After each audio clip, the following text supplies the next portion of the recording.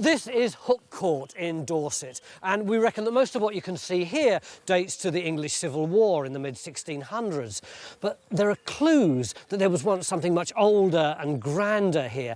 Take a look at this. You see this huge moat? That is in the back garden. Now, as far as I know, a moat means a castle or a grand medieval house. So on this island, there could be something here from the Middle Ages, maybe even from the time of William the Conqueror himself. These days, Hooke Court is used as a school, and the teachers would love to be able to tell the kids more about its history. But you don't know very much about it, do you, Mandy? No, not very much at all, and we'd love you to find out more. So, who is it that Mandy's called in? Time team! And how long have we got to find out anything? 3 days! Do you think we'll find anything under the grass, JJ? Yes. What sort of stuff?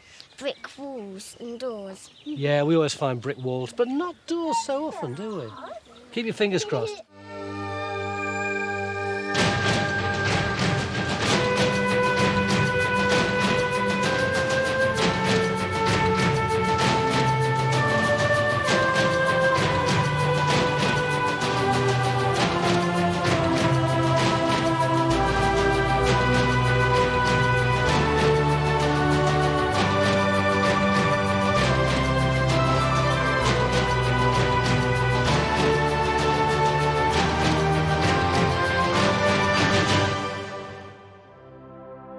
The village of Hooke, or Le Hoc as it was known in medieval times, gets its name because it was once located in the hook or bend of the river.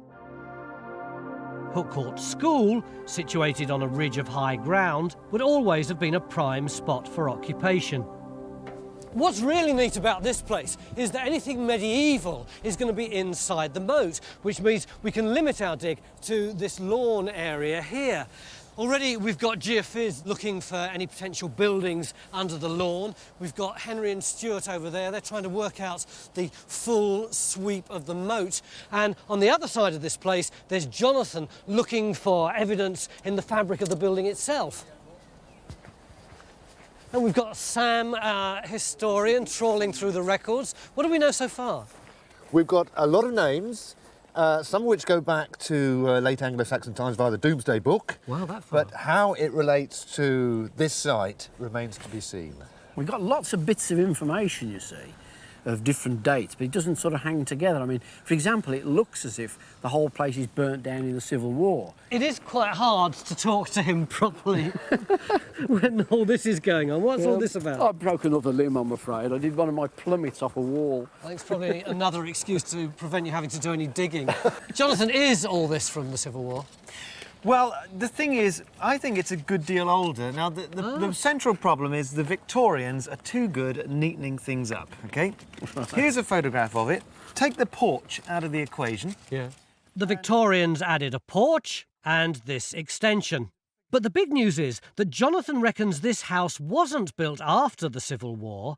He can see traces of a medieval building. You've got a whole line of quoin stones. These are the cornerstones that tell you have an original external corner. Right. So you have those on both sides. Yeah. There. Then what you're left, this goes up to about that high, so you've got the makings of something like a block, possibly a tower block. An analysis of the different window styles has enabled Jonathan to work out the story of this building.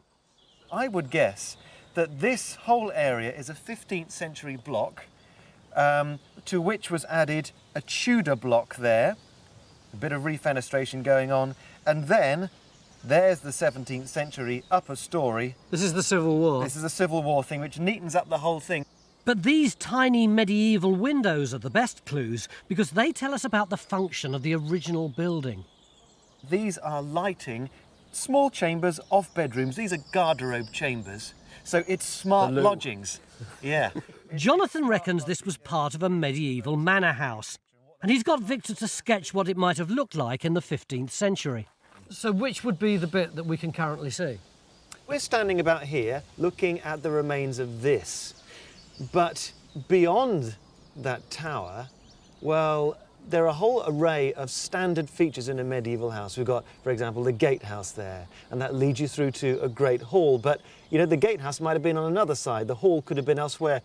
So clearly this accommodation block wasn't destroyed by fire during the Civil War, but it's the only bit that still survives. Our job is to look for the rest of the manor house, which should be in this area defined by the moat. Sounds quite easy, doesn't it? The trouble is, there could be 500 years of different buildings buried under this lawn, because the Domesday Book records that there was a manor here way back in the 11th century. Knowing it might be a tad complicated, Mick wants to wait for Geophys to survey a large area of the lawn before we decide where to dig. This also gives us time to talk to Christopher Reed, who was deputy headmaster here in the 1960s.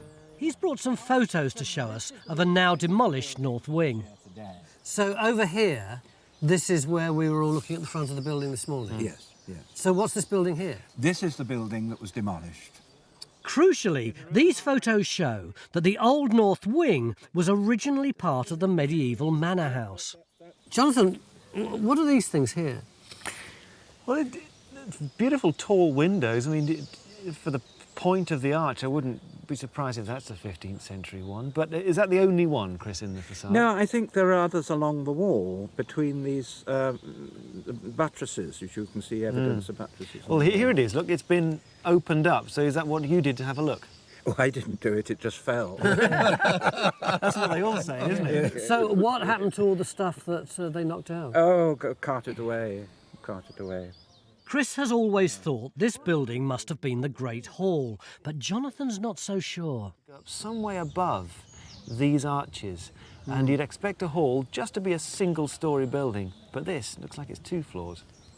Tell you what, there wasn't only a medieval building that was lost, was it? Some of the art class's finest works.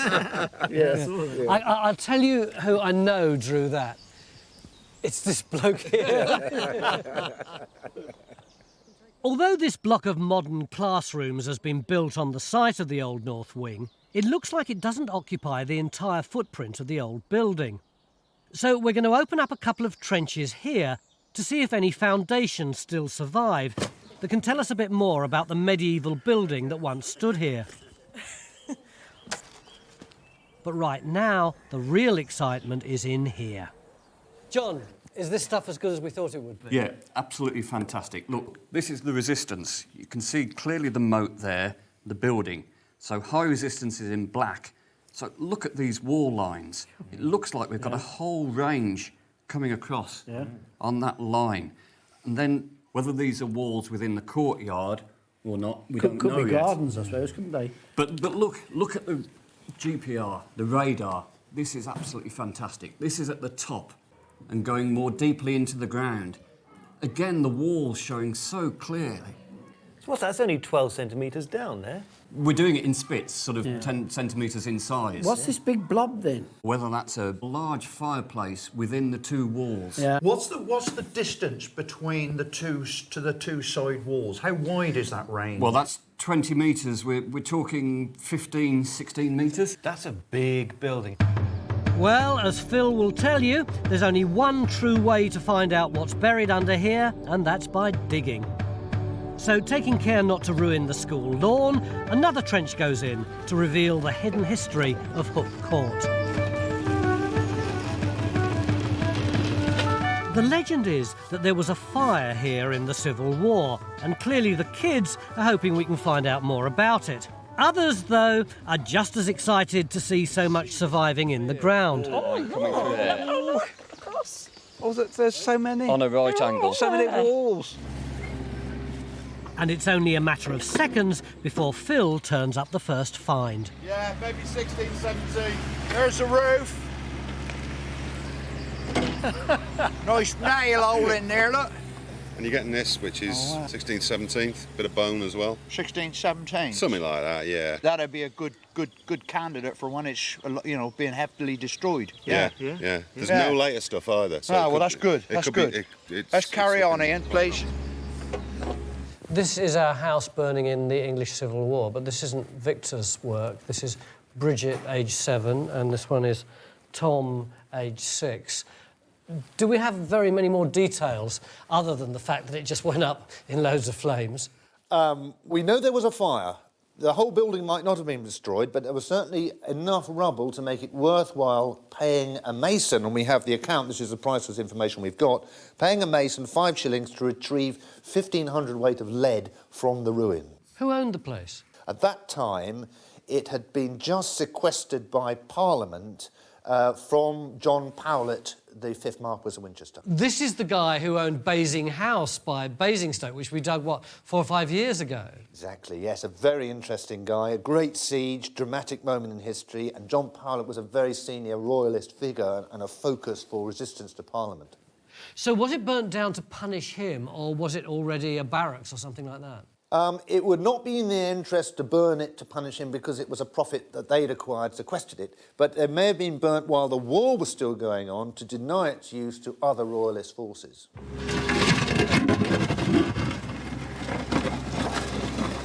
Wait. Oh, look, there's there's a new breaker. Full profile. Oh, no, look at that. Yeah. Full profile. I bet that bit goes on the top as well, does it? There you go, mate. Does that go in No. there? Oh, it's a spout. Isn't Yeah, it? it's a big panchion. Look, big bowl. there's a spout, look. Yeah. That's the sort of thing you'd be expecting to see in the 16th, 17th century.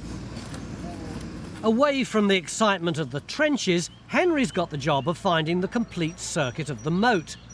Helpfully, there's already proof that it continued around here along the back of the now demolished north wing. You're standing right on the corner. Oh, right here? Right on the corner of the moat. OK. Which went alongside, up against the building here. Oh, so where's that on there? Here's us on the photograph. This is the heating system built into the moat, and the steps are down here. So whereabouts are we stood now? You're stood about here. Oh, so we're right actually on the moat? You're right on the edge of the moat. OK. Yes. So we're not doing badly. We've got a 15th century living quarters here, and another 15th century building which we're digging the foundations of here, and now we know that the moat extended at least this far around it. Because our mystery building's 2 stories high, the thinking is that it's not the Great Hall. Jonathan reckons that's most likely where Phil's digging on this side of the lawn. But so far, all Phil's discovered is masses of Civil War period pottery. It's all the sort of stuff you'd expect to find in the kitchen. There's none of your posh tablewares here. It's all big mixing bowls. But we're getting things like glazed roof tiles, so, you know, nice posh roof. Bonus, we've got 16th or 17th century goblet. That is pretty, isn't it? Beautiful decoration around there, possibly Venetian. I don't know enough about these things to be certain, but that's a posh piece of glassware. That's not the sort of thing a peasant had been drinking out of, I'll tell you. But the stuff we're really after is turning up in our trenches in the schoolyard. Oh, look at that. Oh, that's great. Oh, that is lovely. It's a base. Yeah, it's medieval.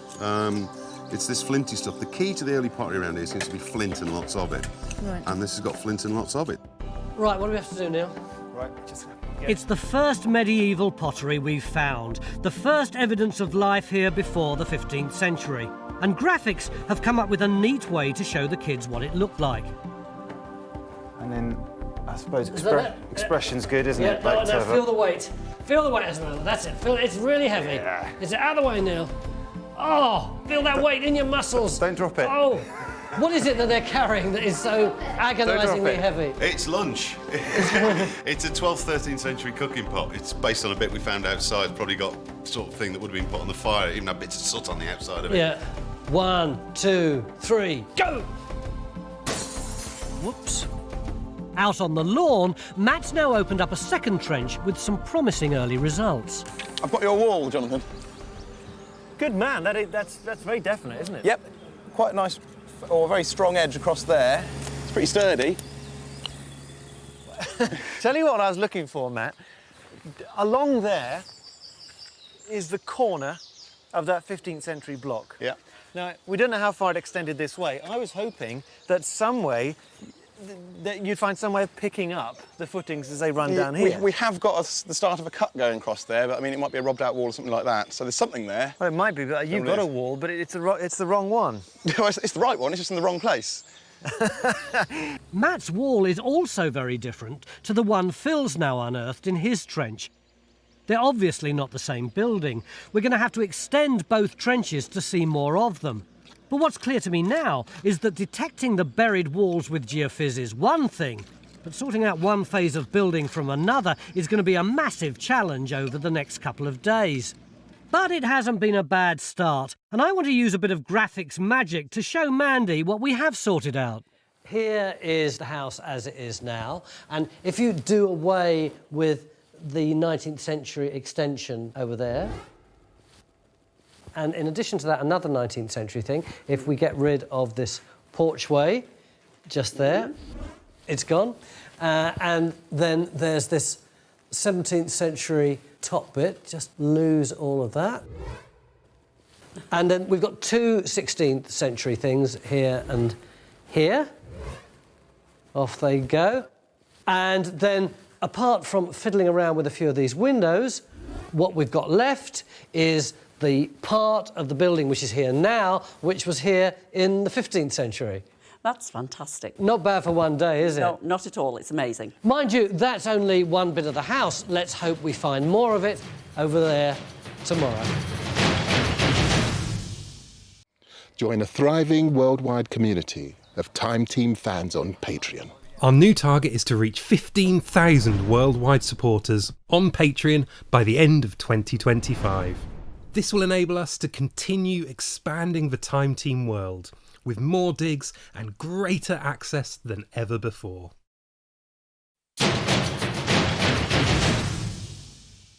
It's day 2 here at Hooke Court in Dorset, and Time Team are digging up our lawn. We're looking for a forgotten medieval manor house, which we think is underneath the grass. Connie, that was superb. Thank you very much. We reckon that this here is a medieval moat. And this slope here, this is part of an island inside of which there ought to be a buried medieval manor house, except it's likely to be very complicated with lots of different phases in it. So the first thing that we need to do today is to pull all the archaeologists together to find out what strategy we need to adopt, because how many days have we got left? 2 days. Can't get the staff.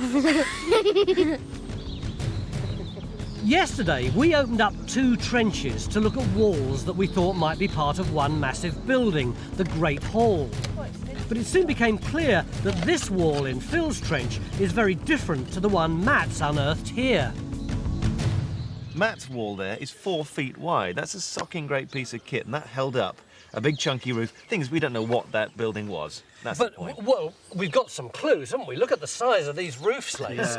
Presumably there's something there that's really big. Heck of a roof to hold that lot up, isn't there? Yeah. But the function, what is it? Was it a hall? I mean, what does this shape suggest? I mean, I'm seeing it now at a slightly larger resolution, and to me, there's a rectangle there. You could interpret that, couldn't you? Yeah, but there's another one coming in this way. So what they're implying then is that this is a palimpsest. Oh, very good. You've learned something. It's lots of different walls from different periods. That's right. Exactly. And I think to understand these two, we've probably got to link these 2 trenches up and actually see what the relationship of those are. Because they're clearly, as Phil said, they're clearly different. Do you think it's fair to say that there is a Great Hall here, but we just can't see it? It's somewhere in there rather than being the thing itself. I think we might be looking at a narrower building than was first suggested by the geophys, but I think Matt's trench is the key one. There lies a large building, and it's finding the opposite wall of that on which this roof once stood. As well as looking for the other side wall of a possible Great Hall, Mick wants to put a trench in to find the end wall. But it looks very complicated in this area of the geophys plot, so how do we go about digging it? So what, would you put a diagonal in to look at that? I prefer an L shape. Right, okay. No, don't laugh. Look, I never laugh at you, Phil. Look, you do, all the time. Look, now, the fact of the matter, you want to go right angles across a wall. So Right, I think so, anyway. Yeah. So the first job is to extend Matt's trench to see more of the big wall, and also to join it up with Phil's trench, which hopefully will reveal another 4-foot wide wall to locate our Great Hall. You can see the date. We've got the pieces of paper with the date of it all on. Yeah. All the pottery has been put into a timeline for the kids, and the bulk of it comes from the 17th century, when it looks like many of the buildings were demolished after having been damaged in the Civil War. Tom, any ideas why you think there may be only a few pieces of pottery here? JJ, possibly? They haven't dug deep enough. Possibly, they might not have dug deep enough. Anybody know what that is? clay pipe. Yeah, that's right. Some of the tobacco pipes date to the 1640s, precisely the time of the Civil War, and the kids are fascinated by them. You could always tell the difference between a gentleman and a labourer, because these pipes originally had really, really long stems, yeah? Some of them like 3 feet long. Now, gentlemen who didn't have to work for a living would keep their pipes long, so they'd smoke them with the full-length stem. Workers, because they had to keep their hands free to work, would snap the stem off near the bowl and crunch it in their teeth like this. That's what they'd be working, with a pipe like that. And you dig up skeletons, and you sometimes find a big notch worn into their teeth, because they spent their whole life with a clay pipe clenched in their mouth and actually wore a groove into their teeth. Called pipe notches. Yeah. And joining up the trenches is revealing more finds by the minute. Can you still see the clapper in there? It's intact. It's an animal bell. You see them in paintings by people like Bruegel. This one's got decoration on it that looks like Look it's... at this. Yeah, possibly Jacobean, Elizabethan Jacobean. Typical kind of thing you see on wood carving as well. And there's a tiny shield. Do you see that there? So it's possibly a little stamp of the person that the animal belongs to. Possibly for a horse or something. Perfect condition. There's another lamp just here. No. There. Now, is that arrow above the blip? Yeah. Yeah, so that tells you that that blip on the screen is where the wall is. So you could actually put the cane in, like we've done, and mark the position of the wall. Although Geophys are detecting walls belonging to many different phases of building at Hooke Court, our basic aim is to work out the layout of the manor house, which may not have radically changed over the centuries. We know in the 15th century that there were posh living quarters here and another as yet unidentified medieval building here with the moat going around it. Yesterday, we opened up several small trenches in the school playground to find out more about that mystery building, and one of them has paid off. This small trench has revealed the remains of a spiral staircase, although it's difficult to see as only the base of it's left. Can you see the curving face of the stones running around very that slight way? curve, yeah. Very, very slight. You're actually looking at the outer casing of a spiral staircase. So we now know that there was a spiral staircase linking the two medieval ranges. But the trenches haven't given us any clue about the function of our mystery building. That may not matter, though, because Mandy's dug out a plan given to her in 1994 by an architect who lived here as a boy. His dad, in fact, was the butler here in the 1940s. So what the butler's son saw, is it? Yes. So this is what he could remember of the arrangement of the building, is Exactly. Jonathan can't believe his eyes. This is a detailed plan of the now demolished north wing. Hey, now that's interesting. Look, you see he's got 2 buttresses there. Yeah. And between them, just there, he's got what he writes as guardrobe opening. This is a loo, in fact, in the wall. So what that means is, the guardrobe chute for human waste spilling out on that side of the window. That's right, and he did talk about that as well, Right. that he could remember that it was there. Do you remember using it? No. No, OK, all right. So the presence of medieval loos tells us that our mystery building contained living quarters. Where the biggest windows are, in the sleeping... With the position of the privies key to sorting out the layout of our manor house, Jonathan's gone to take a look at some that still survive a few miles away at Woodford Castle. Oh, But right, so, yes. looking for... Well, that'll do. That'll do. Look, that's a guardrobe opening right there. You can get your arm in there. Wow, Under there, yeah. it's still there. It's blocked up now, but that's a chute coming down from, presumably, that chamber. Mm-hmm. And everything comes hurtling down here and is either collected in buckets and tipped out elsewhere into various middens or spread on the fields. Yeah, what a lovely job. Or it's scoured out by a moat. I'm not sure which in this case. The guardrobe was next door to the room where you kept your clothes. Oh, you beauty. It's a lovely one. It's got Wow, look at that.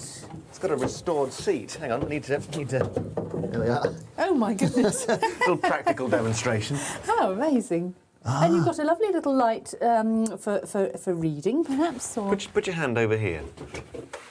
Oh, it's freezing, freezing. Do you feel the draft? Oh, my goodness, I can see right down it.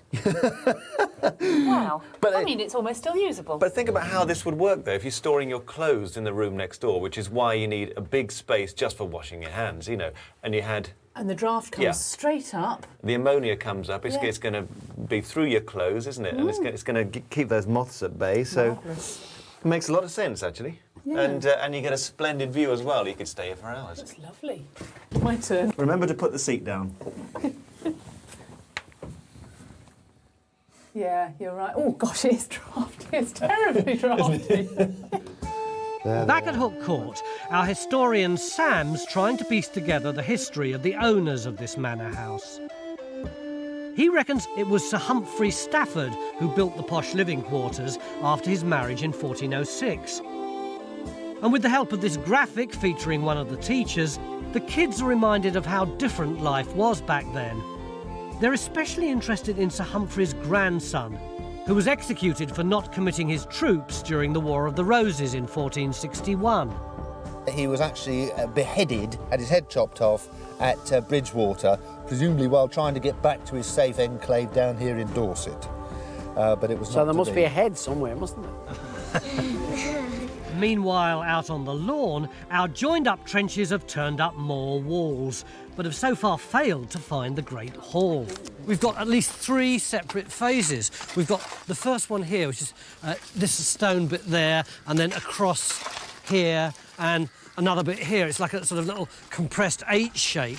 That's the earliest. Then we've got this wall here, a little bit of it by where Phil is, and then that long bit there. Cutting through it, we've got this thing here, which is really odd because it's curved. And actually, we've got a 4th phase too, haven't we? Because we've got this early stuff at the bottom. That's right. That stuff there could actually be earlier than our stones. That could be a timber phase, 12th century.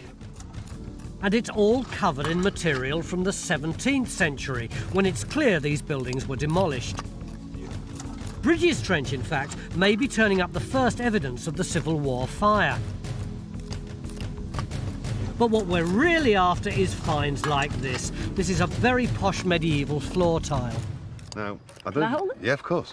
Now, I don't know if you can see, there's like a pattern impressed in it as well. Yeah, we've got some curved lines, Yeah. straight lines. Yeah, well, I've kind of taken a rubbing of it with a pencil, just to give you an idea of what was going on. I don't know if you can make this so out. intricate, isn't it? You've got the geometric pattern coming around the outside, and then this sort of bit of knot work in the middle. If this isn't from a Great Hall or a chapel, I'll eat Phil's hat. This decorated tile dates to around 1500, part of a design that, when complete, would have looked something like this. What's just dawned on me is that our manor house probably included buildings both old and new. This is a coxcomb tile that would have adorned a roof built in the 14th century. It's the first evidence we have of the manor house at that date, and even better, it ties into the only document we have about the early buildings on this site. We've got a splendid document known as a licence to crenellate, issued by Edward III in 1344 to Robert Sivrewast, King's Yeoman, to crenellate his dwelling place at Hooke, Dorset. That's and brilliant. So that implies we've already got a structure here. We've got a King's Yeoman here who is given a licence to crenellate, that is to fortify his dwelling. With battlements. Battlements specifically, but also may imply a moat. The moat could have been created in the 14th century. The only dating evidence we have is a 14th to 15th century dagger that was found in the moat in the 1920s. Interestingly, it's a type of knife used by a knight to finish off a wounded opponent. Meanwhile, Jonathan reckons he's found a vital clue to the layout of the manor house. Having already pieced together a picture of the Old North Wing from the photos taken in the 1960s, he's now got his hands on a painting that reveals some important details about this side of the building. He's taken the trouble to show an arch there. A little bit of another one too. But that's a tall one, and it looks like it was a route through into the courtyard. It would bring you bang on line with the low end of a hall, wouldn't it? You're thinking of gateways, aren't Yeah, you? I'm still Something thinking like of gateways, yeah. No, that squares well with looking at the entrance into the complex as a whole, which seems to be the way we drive up the road. From that way in. Yeah, and through the gate where the kids come through, just there. So now we know the Old North Wing was actually the gatehouse, the entrance into the site. Bizarrely, in the 15th century, you were often welcomed into a courtyard house with lodgings with loos and a drawbridge. You had to make your way past the bogs to get in the front door. This is an important discovery because typically the Great Hall is situated opposite the entrance, so it should be in the middle of the lawn, more or less where Bridge has opened up her trench. Given this news, Bridge in fact is wondering if she may have found the Great Hall. She's got bits of decorative stone from a medieval window, and this stone slab that would have supported a large post. That could be the crown jewel of the entire dig, if it's in situ. Now the most recent discovery that there's a wall coming through here has got our expert thinking. So after a few calculations... If we're talking about 16-foot units, which is your regular medieval pole that a mason might use to set out a building, and occurs time and again, what you've got from that stone to this wall is about 8 feet. 8 feet. A bit of measuring. That's 32. And the realisation that we have another wall coming through. I didn't know you even had a wall here. Well, I didn't realise that Joe had already started cleaning it until I just walked up here. Joe, your achievements are very understated. Jonathan's now thinking we may have found our Great Hall, although its position seems different from what we expected. For the last 2 days, we've been looking for a Great Hall, and we thought we'd got one in Phil's trench, going all the way down here. Pretty long this is. There was a big pad here for a big column to support the roof there, going right down to there. But just in the last few minutes, our ideas have completely changed. Why, Jonathan? Because I was looking for the logical solution of a hall going in that direction, but Bridget has turned me 90 degrees and persuaded me that it might be to do with practical expediency of an old hall sitting firm on this site while the rest of the manor develops around it. With a wall there and a wall there. You've turned Jonathan 90 degrees. This is your theory, right? And you're absolutely convinced that this theory is right? I'm determined that this theory is right. John, what do you think of this theory? Well, I hate to say it, but I'm not for turning. Who's right? We'll find out tomorrow. If you'd like to see more episodes like this, you can make it happen. Our new target is to reach 15,000 worldwide supporters on Patreon by the end of 2025. This will enable us to continue expanding the Time Team world. Enjoy front row seats for the greatest show on earth and under it.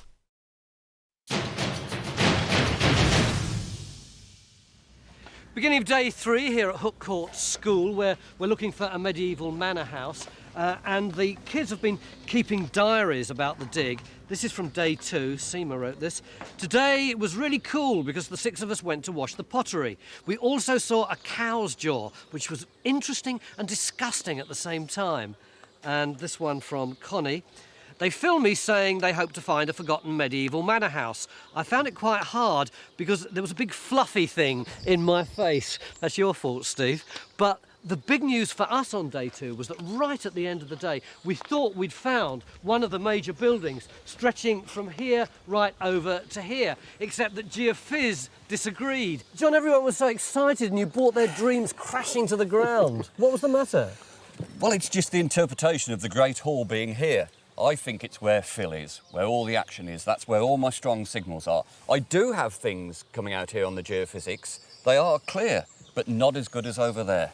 Last night you were very quiet on this debate. Yeah, I was thinking a lot about it. And I mean, I think for what you've just said there, I think we've got to join these trenches up here anyway. Which ones? This one that Bridget dug yesterday with the ones that at the far end that Matt was digging. I think we need to see the whole of that, so we'll link that up anyway. But that's not going to tell us anything about what's going on over here. No, I think we need a hole on that, actually. That's the only way to resolve whether it's what you think it is in the ground or not, is we just pop a hole in and have a look. So we're opening up a trench here to look for the other end of what might be a great hall running in this direction. And we're joining up our other trenches on this side of the lawn. Our basic aim is to work out the layout of the manor house. So far, we've established we've got a posh accommodation block here and a gatehouse building with guest lodgings attached to it just here. Now we're investigating the idea that the Great Hall might be aligned north-south instead of east-west as normal. Jonathan's looking at how this might work in terms of the other buildings. Now, if you do that, you see, you've got to get in one side of the Great Hall, so it's not easy unless you stick the buttery and pantry at one end of it again. Okay, let's move it up a little bit. That's it.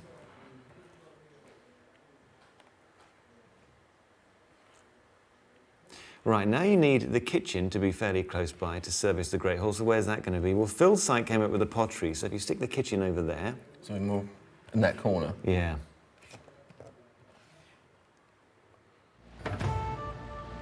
Whether we solve the puzzle or not, the kids are simply amazed at how much history is buried under their school lawn. The roof tile, I think, is it? Yeah, looks like it. And these tiles are sort of 14th, 15th century, but they're in the 17th century deposit, so it looks like the late medieval roof still standing at the time of the Civil War, and then a whole shooting match comes down, you know? Yeah. The school timetable's been amended to allow the kids to help as much as they can. What's the rim of something? Some of the older kids are having a go at advanced geophysics. Who knows, they might be able to spot something we missed. Or maybe that there could be actual building and that could be a wall alongside it. Yesterday they helped to survey this area of the lawn, and today we're opening up a trench that they'll help to dig. It's targeted on one of the clearest anomalies on the geophys plot. Well, that's this circular feature on here, look. Oh, wow. It's a very, very obvious feature. There's been a lot of debate about what it might be, but I think my money's on it being a dovecote. Using the magic of graphics, we're able to show the kids the scale of the medieval buildings. These two are walking through what would have been the entrance to Hooke Court back in the mid-1400s. Anyone entering the site back then must have crossed a bridge, because we now know that the moat came around in front of the gatehouse. But the big news today is that Stuart doesn't believe the moat ever completely surrounded the manor house. In fact, he doesn't even think this is a moat. Well, what do you understand by moat? Well, there's knights in armour outside, and they're trying to get into the house, and they can't because there's this big defensive feature. Yeah, that's the problem I have when it comes to this. Everybody uses the term moat. I mean, I prefer to use the term, at the moment, a water-filled ditch. Strictly speaking, a moat is a defensive ditch, but Stuart thinks this is designed to impress people rather than keep them out. If this was dug in, say, the late 14th century, people aren't really digging defensive moats in a way, because the nature of the buildings are changing, the nature of the society is changing, and you're starting to get people thinking about decoration and ornamentation and gardens even. We've been drilling holes into our water-filled ditch and discovered that it's much deeper here compared to where it bends around the site. What's now clear is that this arm of the ditch must have been an extension added in Victorian times, because it doesn't exist on this tithe map drawn in 1840. So that arm of the moat really potentially only appears between 1840 and 1889. The strange shape of the ditch shown on the tithe map has got Stuart thinking about the earliest occupation of this site. Our historian Sam has been piecing together the early history, and amazingly we've got the name of someone who was lord of the manor here nearly 1,000 years ago.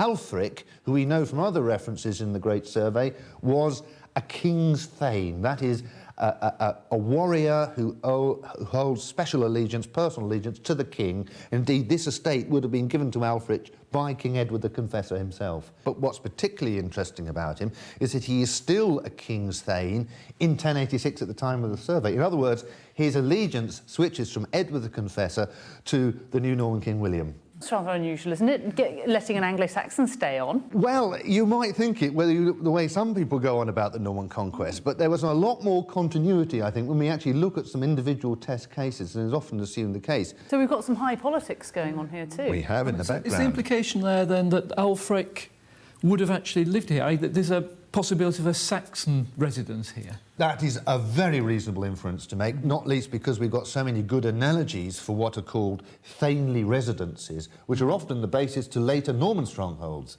And we know from analogous sources, you may have heard this, Stuart, that a thanely residence has to include a major gatehouse and a belfry, curiously enough, which implies a stronghold. Yes. Stuart's thinking it's possible that the ditches shown on this tithe map might be part of the early Saxon manor, and we'll hear more about that later. Phil, meanwhile, still trying to solve our puzzle of walls belonging to the medieval manor house. front door to go with this now, don't you? Well, I know. It's the masses and masses and masses of pottery. Yeah. I mean, look, that's all the same pot. Yeah. It's all the same sort of 16th, 17th century stuff we've been getting from all around this area, isn't it? At least this trench has turned out to be relatively uncomplicated. As Mick predicted, this is the remains of a dovecote. Popped in there. Yeah, mind on the plastic. You know, we call them dovecotes, but it's for pigeons. And do you know why they would have kept pigeons? Wouldn't they use, they would eat some of them? Yeah. And wouldn't they use the droppings as manure? Very good, yeah. And the feathers for pillows and stuff like that. It's a pot in there. You can see how it's made up. Okay. So how old is this dovecote? Well, we've got a record of a dovecote here in 1361. Okay, so that's very old indeed, so... 600 odd years, yeah. It's about right. It's about right. So I've been here 6 years, and... You're a mere young whippersnapper, though, you see. Yeah. Things seem to be going well over in the middle of the lawn, too. I think it is. It is. It is. Lovely. It's the second piece of medieval glazed jug. We'll have a whole one by the end of the day. You'd hope so. Where we're looking for the other end of the Great Hall. And it looks like we've found it. Whether it goes that way or it's coming this way, we shall need to actually... No, it definitely does that. Right. Comes underneath Well, here and that's then ideal, turns. isn't it? But it's still a question whether it's the corner of the Great Hall. Well, that's right. It's pretty massive, though, isn't it? It sounds massive. Meanwhile, at the other end of our possible Great Hall, another intriguing find is about to emerge from the soil. It's not a bit of copper pipe, is it? A bit of water pipe or something.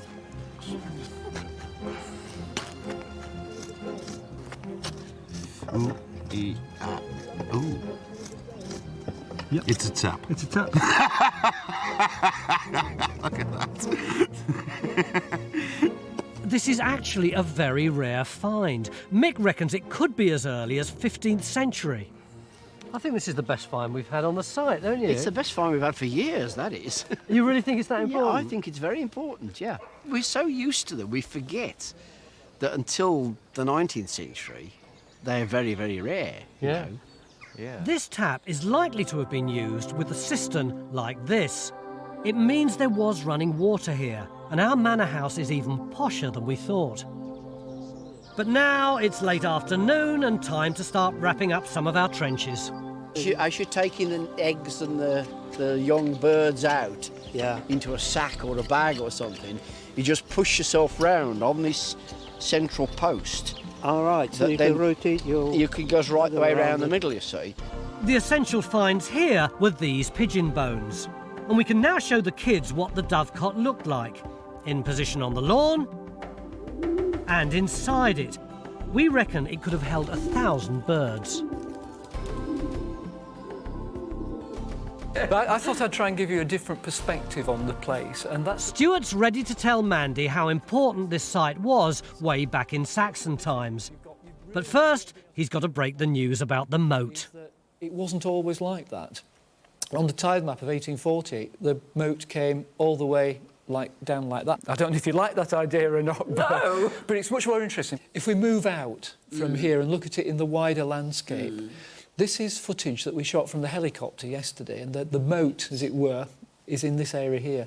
And you can see as we come away from the site that you're at one end there of a long ridge that comes down here. Can you see? Yes, it's very clear. You've got a valley down here and a valley down here. Which is totally different to what you would think. It's a very distinct... realise that, do you don't, do you? Until you get up above it and see it. But Stuart's keen to point out that this is the real boundary of the manor estate. The house and moat only occupied a small part of it. The road bends around the edge of the manor, a classic piece of landscape analysis. But what he's most excited about is that the ditch as recorded on the tithe map is probably Saxon, designed to stop anyone coming along this ridge of higher ground. This is a classic location for a residence of somebody quite important in the Saxon hierarchy. So there's a very strong chance that under here somewhere is that Saxon residence. So what was the ditch of the Saxon fortification, as it were, was reused in the Middle Ages as a garden feature as part of the Hooke Court, as it were. And this is Victor's picture of what that Saxon stronghold might have looked like. But right now, I want to know about our medieval manor house. Have we found the other end of our missing Great Hall? Lads, if we're going to work out what's here, we're going to have to do it fairly quickly, aren't we? All right. Bottom line is this. We do have a medieval building where we're standing, and it turns out that the 16-foot grid that medieval builders loved was used. It's 16 foot wide and it's 48 feet long, so that's very neat indeed. And it's probably 2 stories because there's a pad with an oak post supporting the floor deck, so I reckon 2-story building. And which way does it face? It goes south to north, so it's not going to be a chapel, yeah, and it's not linked, as far as we can see, with our surviving tower, so it's a mystery, isn't it? It's certainly not a grand hall, though. No, not a great hall. That's the main thing, unfortunately. So does that mean you do have to eat humble pie or don't have to eat humble pie? I'd have said 50-50. Right. Pie, but not very humble. Medieval great halls typically looked like this and are open to the roof. Although the structure we found is of the same high quality, it's 2 stories high and narrow. Having consulted his books, Jonathan's suggesting that this could be a rare example of a first-floor hall. A few have been known in Dorset. This would mean the end of the Great Hall would have lined up with the arched entrance into the manor house. Some of the team aren't sure about Jonathan's latest theory. So where do they think the Great Hall is? I don't know. I think there's a very, very big building going back that way. Which I think is what I was saying last night. Do we have time to No. put in a test pit or anything? No. What's really needed on this site is to open the entire lawn, but of course that's not possible in 3 days. What we're suggesting is that perhaps this corner here is the corner of a big building that runs back down there, and that all this rubble in here is actually the fill-in from where they've actually taken the stone out. If Phil's right, then the Great Hall would be situated here. Jonathan, though, doesn't agree. He thinks this building is more likely to be a large barn, in keeping with the pottery finds from Phil's first trench, which turned up lots of big dishes like this. This is a settling dish for making butter. We have to go with our expert's conclusion that this 2-story building was a first-floor Great Hall, giving us a manor house that looks something like this. Our reconstruction shows Hooke Court in the 15th century, the period when we know most about it. But we think this is pretty much how the manor house would have looked at the time it was set on fire during the Civil War. Soon after, all these medieval buildings were demolished, leaving only the posh lodgings and the gatehouse building standing. These, it said, were much repaired in 1647 by this man, the Duke of Bolton, once the family had their lands returned to them after the Civil War. Finally, there's a small presentation to make. Well, you want us to find out about the history of Hooke Court. We may not have done the entire history, but we have done the entire owners of Hooke Court in chronological order. Fantastic. The genealogy of your school. Thank you very much. It'll have pride of place in the court.